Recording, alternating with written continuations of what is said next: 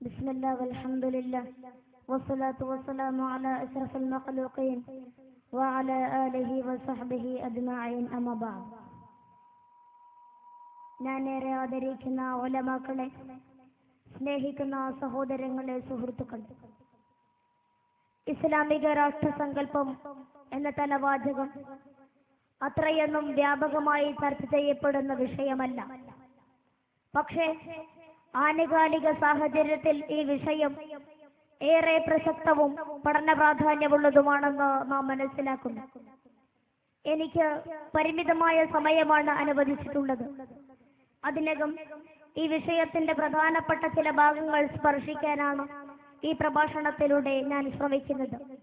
എന്റെ പ്രിയപ്പെട്ട ശ്രോതാക്കളുടെ സജീവ സാന്നിധ്യം പ്രതീക്ഷിച്ചുകൊണ്ട് ഞാൻ വിഷയത്തിലേക്ക് പോകാം. രാഷ്ട്രം എന്നാൽ എന്താണ്? ഇസ്ലാം വിഭാവനം ചെയ്ത രാഷ്ട്രസങ്കല്പം എന്ത്? ഇത്തരം ചോദ്യങ്ങൾക്കാണ് ഈ പ്രഭാഷണത്തിൽ നാം ഉത്തരങ്ങൾ കണ്ടെത്തേണ്ടത്. വെള്ളവും കാർഷിക സാധ്യതകളും സമൃദ്ധമായ പ്രദേശങ്ങളാണ് മനുഷ്യവാസം കൊണ്ട് അനുഗ്രഹിക്കപ്പെടുന്നത്. കാലക്രമത്തിൽ അവ ഗ്രാമങ്ങളായി, ചേരികളായി, പട്ടണങ്ങളായി, പട്ടണ പ്രാന്തങ്ങളായി വളർന്ന് വികസിക്കുന്നു. മനുഷ്യാവശ്യങ്ങൾ വർദ്ധിക്കുമ്പോൾ അവിടെ ചെറിയ രാഷ്ട്രീയ സംവിധാനങ്ങൾ രൂപം കൊള്ളുന്നു. ചന്തകൾ, കച്ചവട സ്ഥാപനങ്ങൾ, ആശുപത്രികൾ, കൊള്ള കൊടുക്കൽ കേന്ദ്രങ്ങൾ, ഇങ്ങനെ ഒരു രാഷ്ട്രത്തിന്റെ വളർച്ചയും പുരോഗതിയും യാഥാർത്ഥ്യമാകുമ്പോൾ അവിടെ രാഷ്ട്രീയ കാഴ്ചപ്പാടുകൾ, വ്യത്യസ്ത വീക്ഷണങ്ങൾ രൂപം കൊള്ളുന്നു. രാഷ്ട്രീയ സാമൂഹിക വിദ്യാഭ്യാസ പ്രവർത്തനങ്ങൾ അവയുടെ ഏകീകൃത രൂപമായാണ് ഒരു രാഷ്ട്രം ജനിക്കുന്നത്. അപ്പോഴേക്കും ആ രാജ്യത്തിന്റെ ഭരണരൂപം ഏറെക്കുറെ തീരുമാനിക്കപ്പെട്ടിരിക്കും. ഇത് ലോകത്തുള്ള മിക്കവാറും എല്ലാ രാഷ്ട്രങ്ങളുടെയും ചരിത്രവും വർത്തമാനവുമാണെങ്കിൽ ഇസ്ലാമിക രാഷ്ട്രത്തിന്റെയും രൂപപരിണാമം ഏറെയൊന്നും വ്യത്യസ്തമല്ല. ആധുനിക രാഷ്ട്രങ്ങൾക്ക് അടിത്തറയായി വർത്തിക്കുന്നത് മനുഷ്യനിർമ്മിതമായ അംശങ്ങളോ പാർട്ടി സംവിധാനങ്ങളോ ആണ്. സോഷ്യലിസ്റ്റ്, കമ്മ്യൂണിസ്റ്റ് വ്യവസ്ഥകൾ ഒരു ഭാഗത്ത് രാഷ്ട്രത്തിന്റെ നയങ്ങളായി നിലകൊള്ളുമ്പോൾ മറുഭാഗത്ത് മുതലാളിത്ത ഫ്യൂഡൽ ചിന്താഗതികളാണ് രാഷ്ട്രത്തിന്റെ ദർശനമായി നിലകൊള്ളുന്നത്. ഇന്ത്യ പോലുള്ള ചില രാഷ്ട്രങ്ങൾ മുതലാളിത്തത്തിന്റെയും സോഷ്യലിസത്തിന്റെയും തോണിയിൽ ഒരേ സമയം കാലിടാൻ ശ്രമിക്കുന്നു. ഇത്തരം രാഷ്ട്രസങ്കല്പങ്ങൾ പല തവണകളിലായി പരാജയത്തെ അഭിമുഖീകരിക്കുകയാണ്. കമ്മ്യൂണിസത്തിന്റെ എല്ലാ പരീക്ഷണങ്ങളും അവസാനിപ്പിച്ച് അവ മുതലാളിത്തത്തിലേക്ക് വഴിമാറി സഞ്ചരിച്ചു കൊണ്ടിരിക്കുന്നു. ശങ്കര സംവിധാനത്തിലൂടെ രണ്ട് തോണികളിലും കാലിടാൻ ശ്രമിക്കുന്നവർ അവസാനം മുതലാളിത്തത്തിൽ ചുവടുറപ്പിക്കുന്നതും നാം കണ്ടുകൊണ്ടിരിക്കുന്നു. ഇത്തരം ഒരു സന്ദർഭത്തിലാണ് ഇസ്ലാമിക രാഷ്ട്രസങ്കല്പം എന്ന വിഷയം നമുക്ക് മുമ്പിൽ ചർച്ചയ്ക്കെത്തുന്നത്. ഒരു രാഷ്ട്രം ഒരു ദർശനത്തിൽ അധിഷ്ഠിതമായിരിക്കും. അതതിന്റെ സ്വാഭാവികമായ രീതിയാണ്. രാഷ്ട്രത്തിന്റെ ആധാരശിലയായാണ് ആ ദർശനം പ്രവർത്തിക്കുക.